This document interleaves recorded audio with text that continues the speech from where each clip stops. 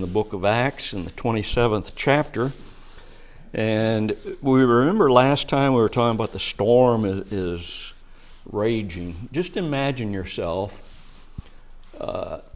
in a ship, even a modern day ship if you want to. And you're cruising around and the storm comes up and 40-foot waves are towering up over the ship. That's the kind of storm that they were in Acts chapter 27. It is a terrible storm. It is one that could easily, in that time, destroy a ship, a seagoing ship in their time. Even today, sometimes large ships are lost and destroyed by storms that absolutely destroy them. Just think about what is called the Bermuda Triangle and how every once in a while a ship or an airplane goes missing in that area that they call the Bermuda Triangle. They don't know where it is, even with all of our modern stuff. So in verse 26, hey Alicia, in verse 26 is where we left off last time. You remember that Paul had started talking to the sailors. He revealed that God had given him a messenger saying that all of the people on board the ship were in his hands and thus would be delivered safely because Paul was on board the ship. And we made the statement, I believe if I remember correctly, toward the end of the class that we need to consider how important it is for the world around us, whether it's our individual community, housing development, or whatever it is, that we as Christians are among them. We benefit them tremendously, even though we may not understand it or they may not understand it. And that brought us down to verse 26. Howbeit we must be cast upon or run aground on a certain island. Cast upon, run aground. Jackson made an interesting statement here. He said, in the midst of this terrible storm, now remember, this is the Mediterranean, large body of water. In the midst of this storm, they're being tossed, they're being pushed around by the winds and the waves, and have no idea where they are. What a terrible storm it was. And Jackson made the statement that here's an island that they're going to land on, and this island is 17 miles long and 9 miles wide. Now that sounds like quite a bit in a way, and yet in the midst of the Mediterranean, that's a very teeny speck almost. And this teeny speck, we know it today as Malta, this teeny speck is where they're going to run aground. And yet these waves and winds have been pushing them every which direction. They have no control whatsoever. And this is the providence of God working, no doubt. I'd like to add that it's going to be an island where the people would also take care of them. They could have landed on other islands. God could have had them land on some other islands, but here's one where the people are going to take care of them.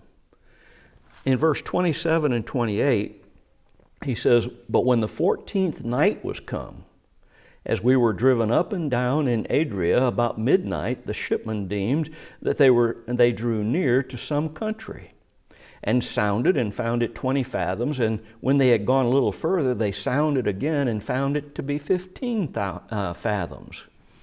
So this appears to span the time, the 14 days, from the time they left the Fair Havens until the present, as the text is talking about. 14 nights. Imagine this, 14 nights of the winds and the waves hammering at this ship. And they're afraid. They've already lightened the ship to a certain amount. They're going to lighten it even more. And they're scared to death. They're scared to death. They're going to be pushed into what they call the quicksands. And we'll notice a little bit of that later. They were driven up and down in Adria, it says.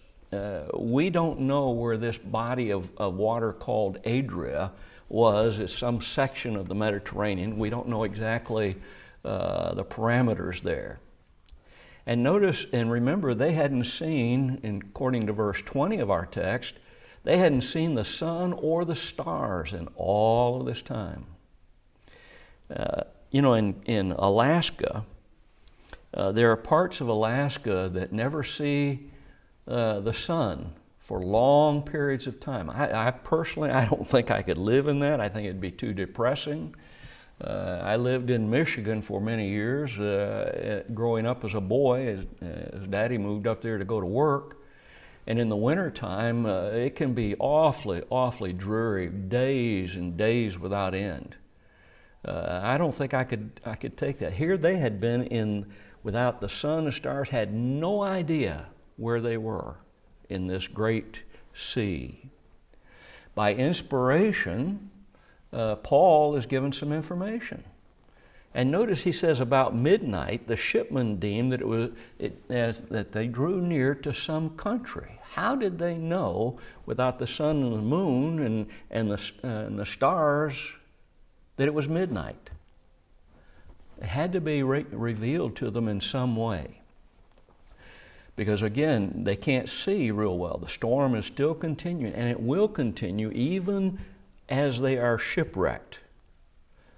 About midnight, maybe it was just an estimation, Robertson believed that they may have been able to hear breaker waves hitting the rocks and thought this is how they knew that they were approaching land. In the seas, I've never been a sailor, but I've been told by those who do sailing and stuff like that out in the deeper waters that you can hear the sound of water, and you learn to distinguish, just like you would if say you were a hunter and learn to distinguish the noises in the woods that are all around, and be able to distinguish what animal is moving, even to hear a snake slither on the ground, or a little small rodent moving around. Well, the seamen probably learned the sounds of the sea just like we who are hunters and trappers were able to do. And so maybe they did hear the water breaking on sandbars or the shore, or hitting, say, a reef that was hidden normally, but they could hear it because of the deep depth of the waves going up and coming down and crashing into it.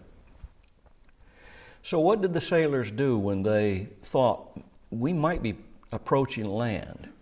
It says they sounded and found it to be 20 fathoms. And then they go a little further and find it to be 15 fathoms.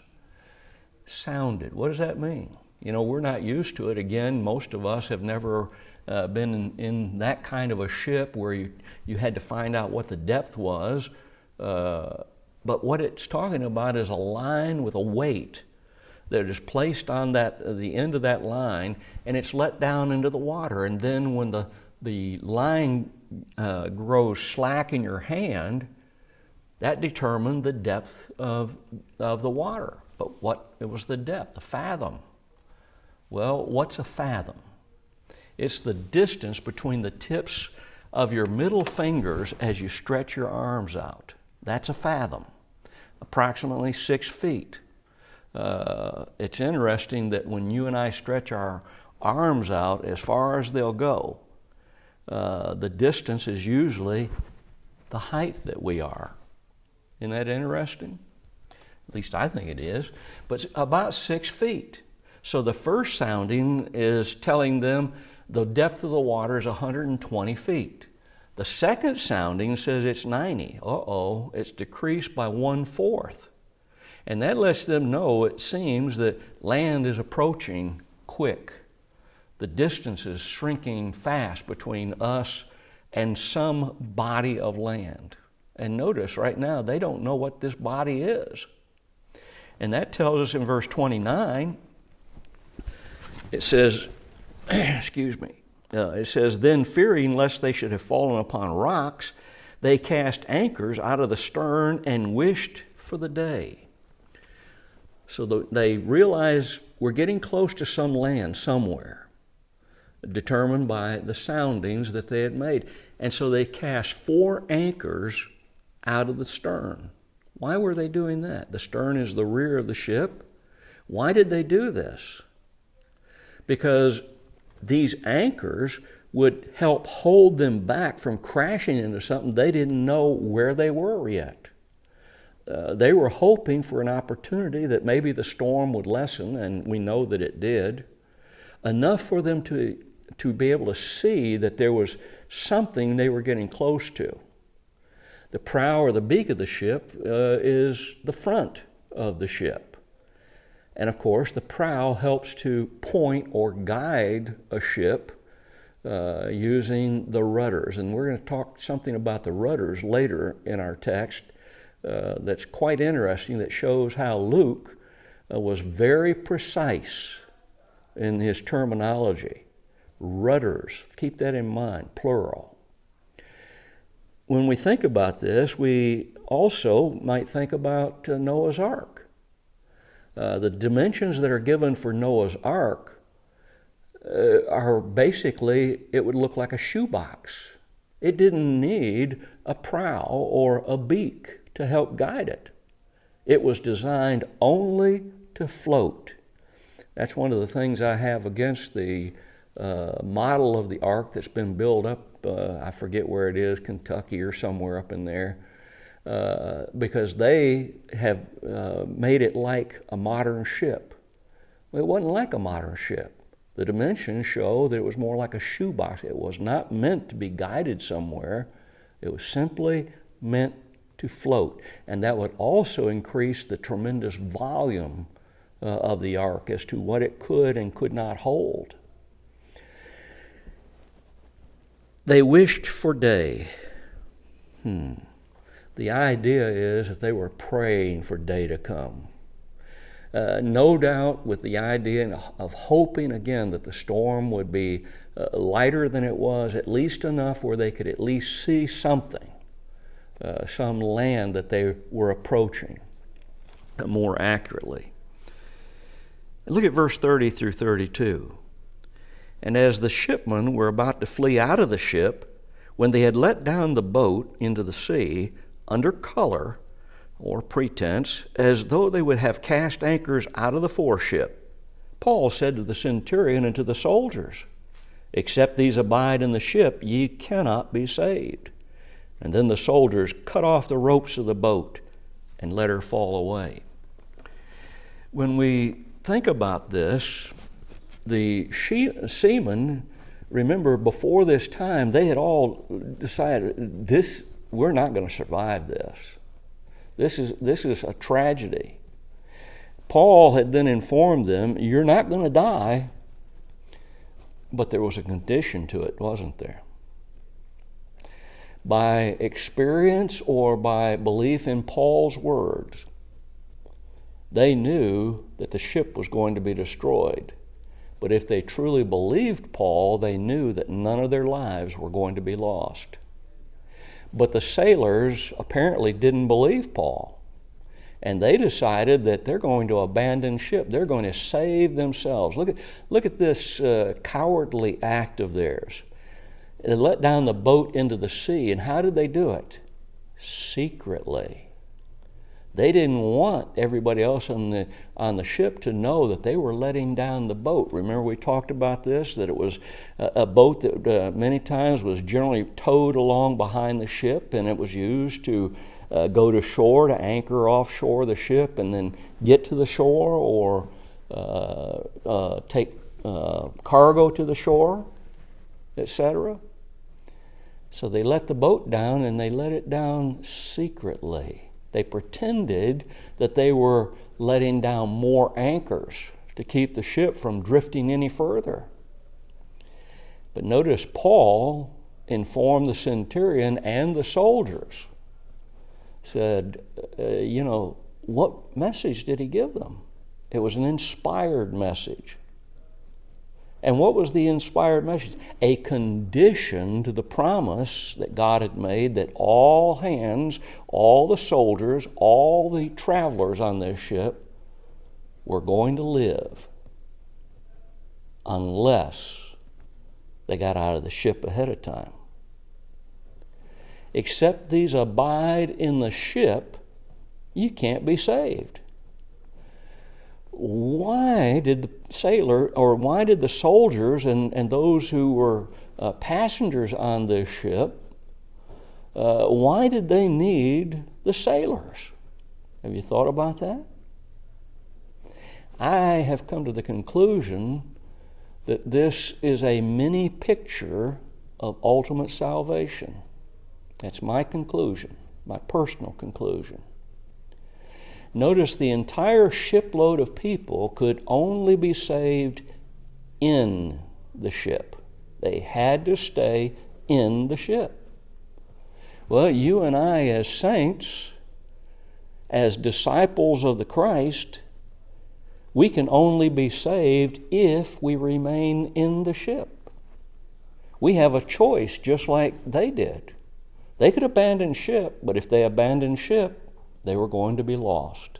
They were going to die physically. You and I, we have a choice too.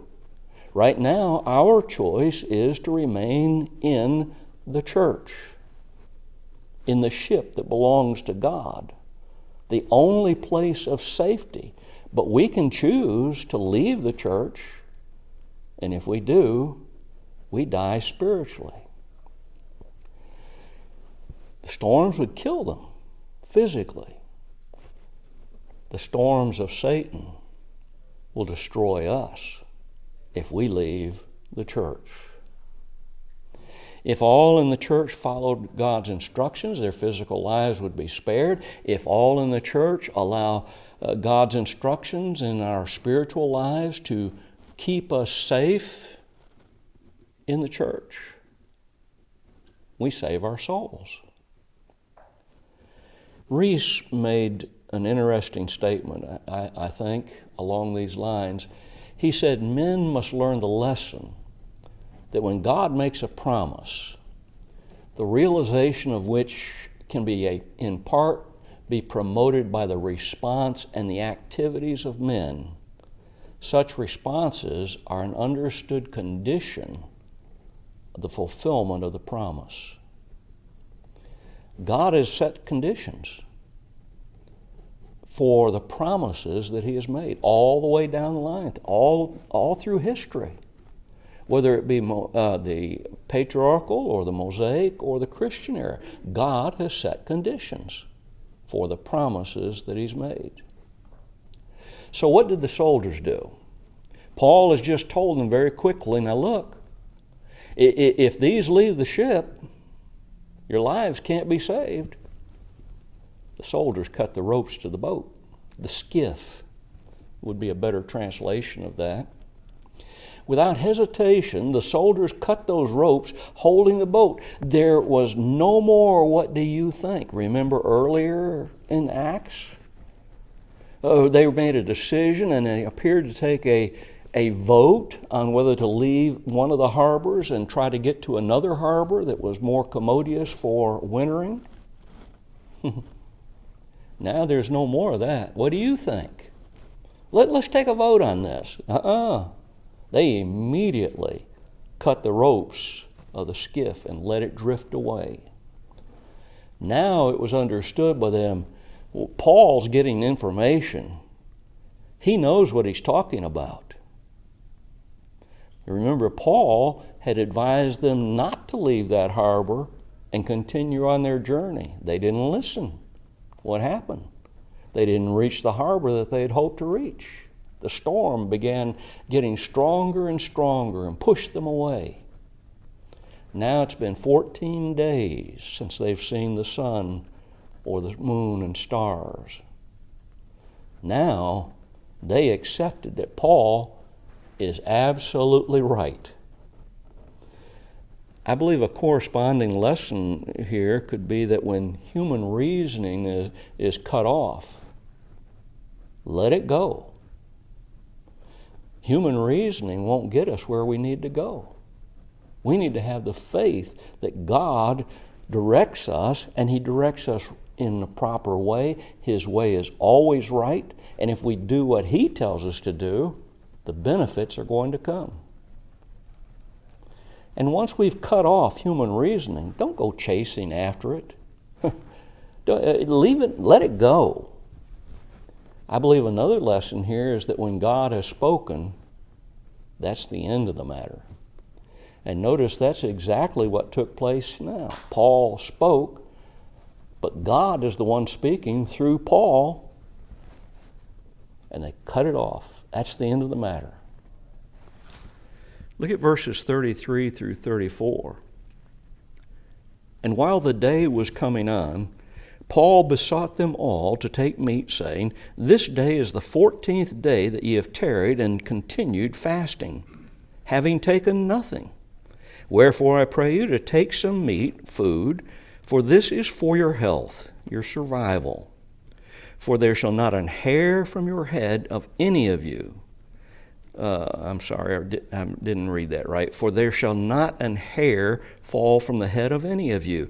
And when he had thus spoken, he took bread and gave thanks to God in presence of them all. And when he had broken it, he began to eat.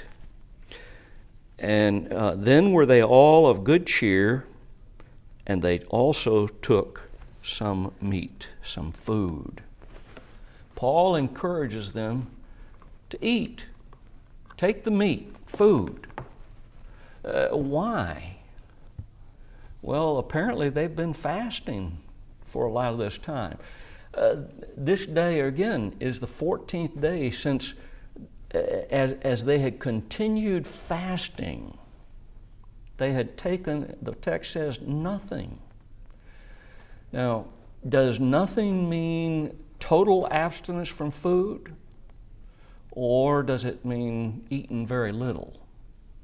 The word fasting is used in the Scriptures in both senses. I would tend to think that they had eaten very little. To go without any food for 14 days, we know Jesus went for 40 days, and we know that, who was it? I can't think of the prophet. One of the prophets went for 40 days. I want to say it was either, well,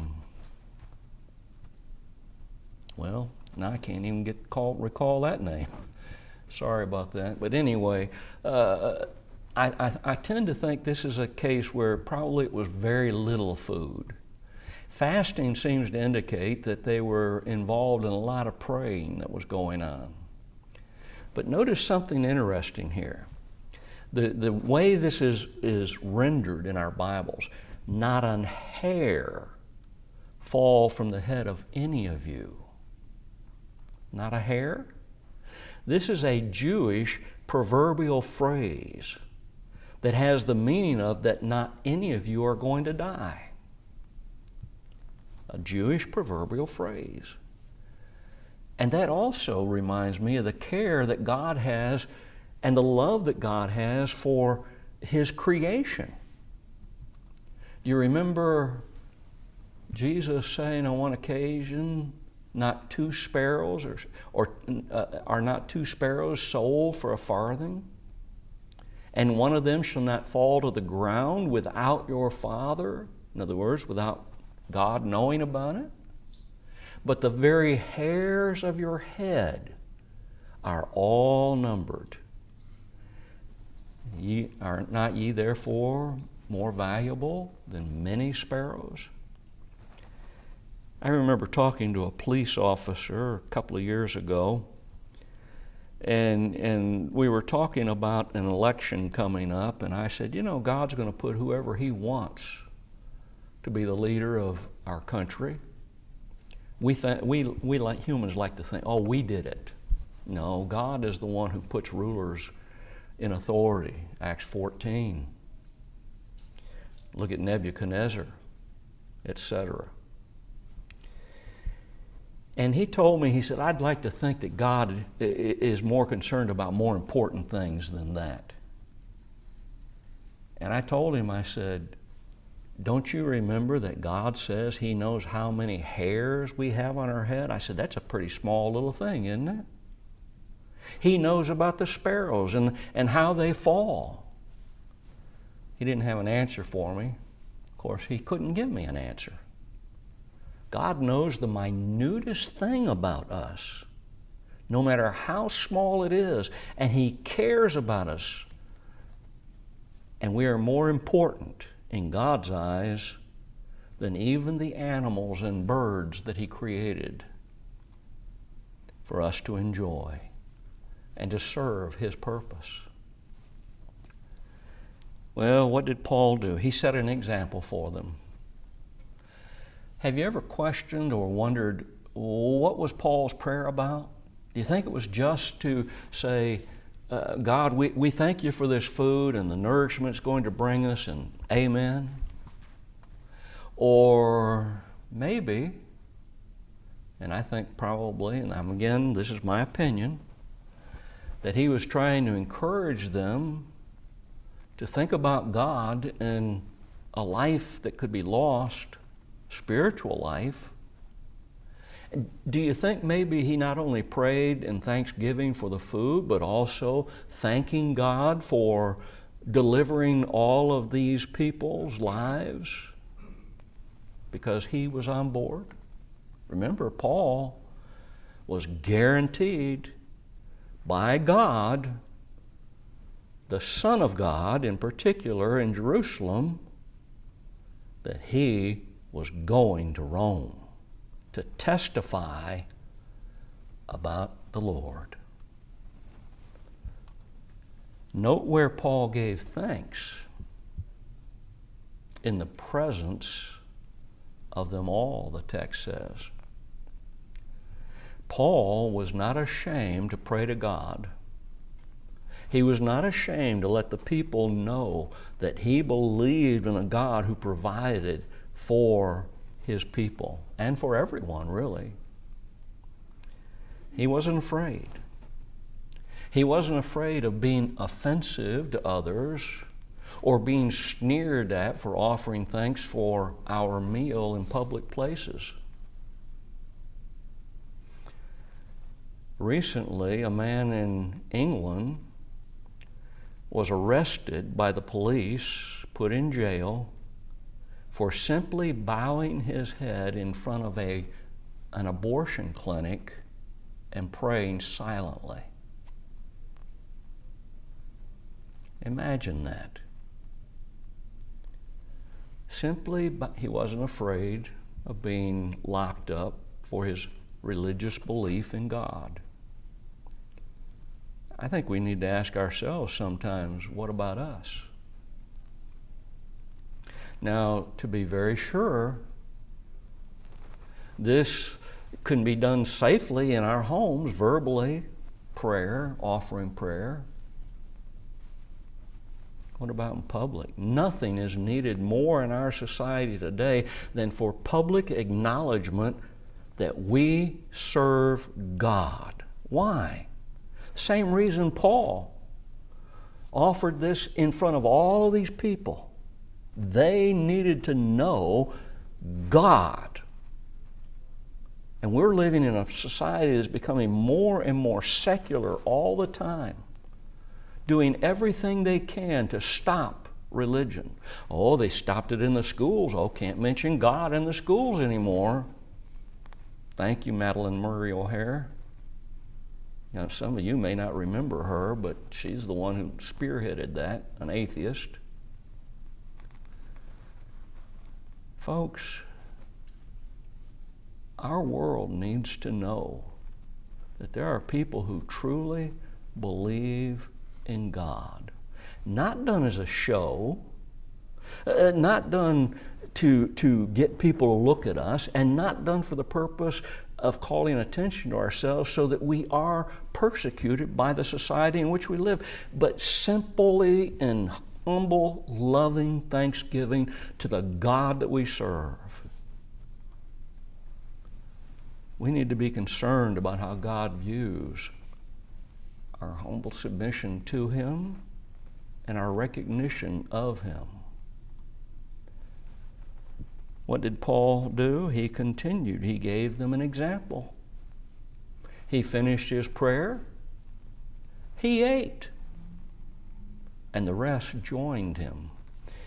In 1 Timothy 4, verses 4 through 5, we're told that every creature is of God, every creature of God is good, and nothing to be refused. In other words, we don't live in the society of the Jews anymore where certain foods, one of my favorites is catfish, couldn't eat catfish under the Jewish society. It was forbidden by God. Had skin, didn't have scales. To be received with thanksgiving. Nothing is to be refused. No food is to be refused, but if it be received with thanksgiving, watching, for it is sanctified by the word of God and prayer. God looks at our food that we have. It's sanctified. How? Through His word and our prayers. Paul's efforts to encourage them were rewarded. After Paul began to eat, then were they all of good cheer, and they also took some food. Look at verse 37 and 38. And we were all in the ship, 260 souls. And when they had eaten enough, they lightened the ship and cast out the wheat into the sea. These verses reveal to us that there were 276 souls in the ship. We don't know what percentages there were, but that's quite a few people. They lightened the ship. They threw the rest of the cargo overboard, the wheat. The text shows that they had previously thrown, our context shows that they had previously thrown some of the cargo overboard. They had thrown over all the laden, that is, the spare parts and things of that nature that were needed to repair or fix the ship or to live on the ship.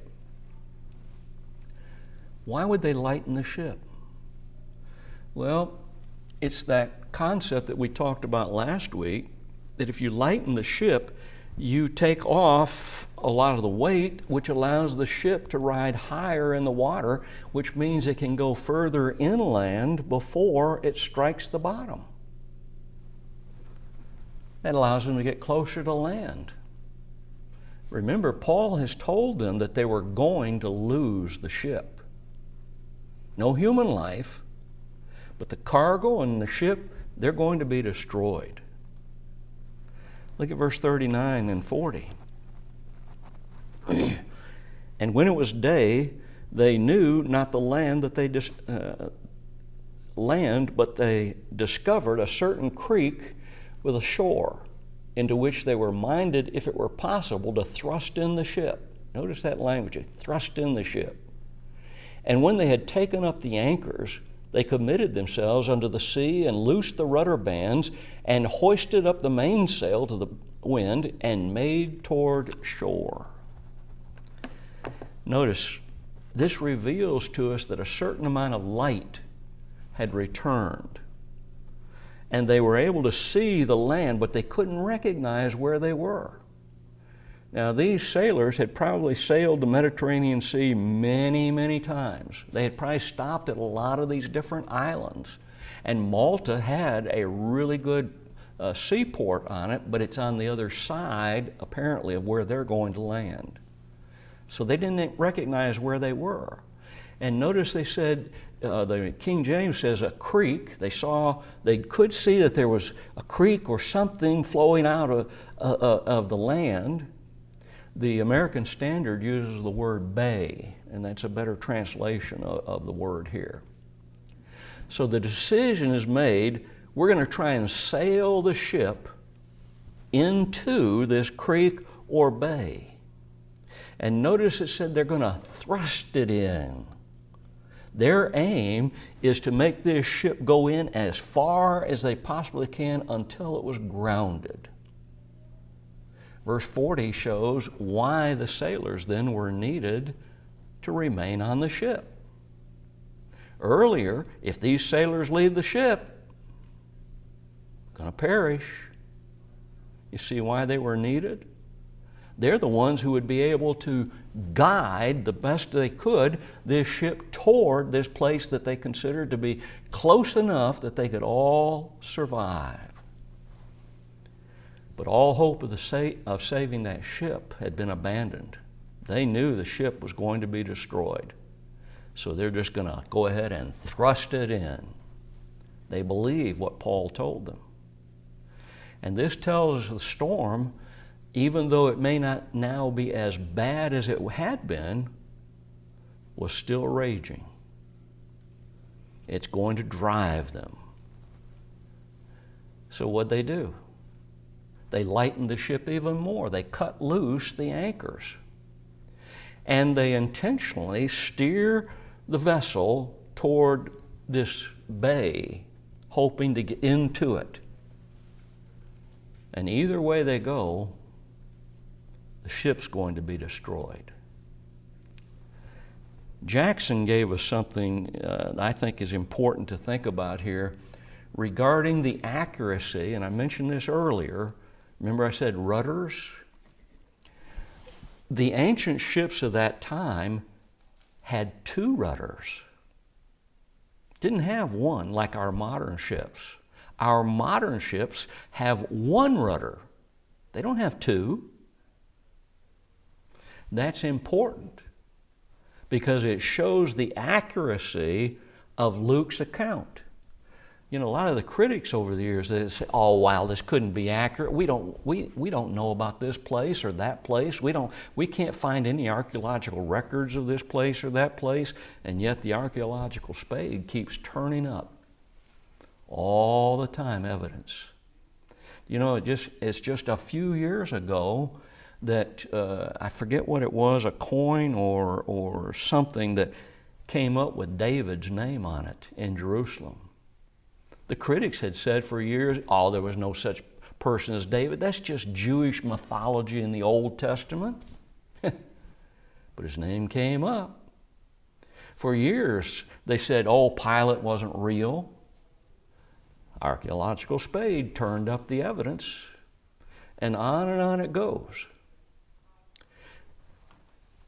Look at verse 41 and 42. And falling into a place where 2 seas met, they ran the ship aground, and the forepart stuck fast and remained unmovable. But the hinder part was broken with the violence of the waves. And the soldiers' counsel, their advice, was to kill the prisoners, lest any of them should swim out and escape. The phrase where 2 seas meet is one word in the original, dithalassos.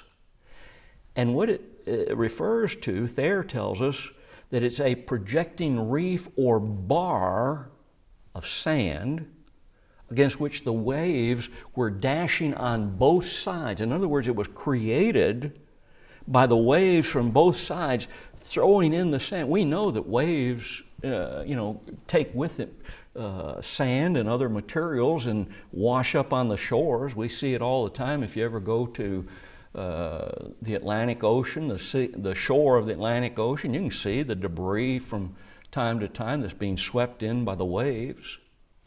And so what it's talking about is where 2 sections of the sea, the waves are coming in and build up this place. Seas on both sides, a sandbank that is some distance from the shore that normally would never be seen and probably weren't seen in this storm. Or they wouldn't have guided the ship toward it. They'd have tried to guide it toward a place around that sandbar.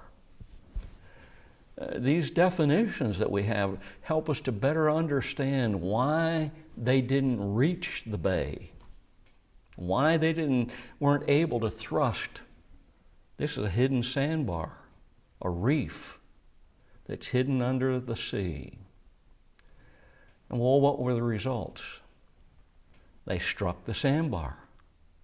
The forepart part of the ship, the prow, jams into this sandbar so hard that it hit that it was unmovable. It stuck.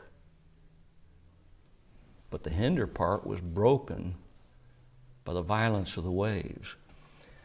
I would use the example to try and help us to understand the idea here.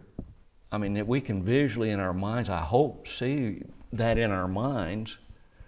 But I remember as an archer, when my dad was, for his back, we got involved in archery.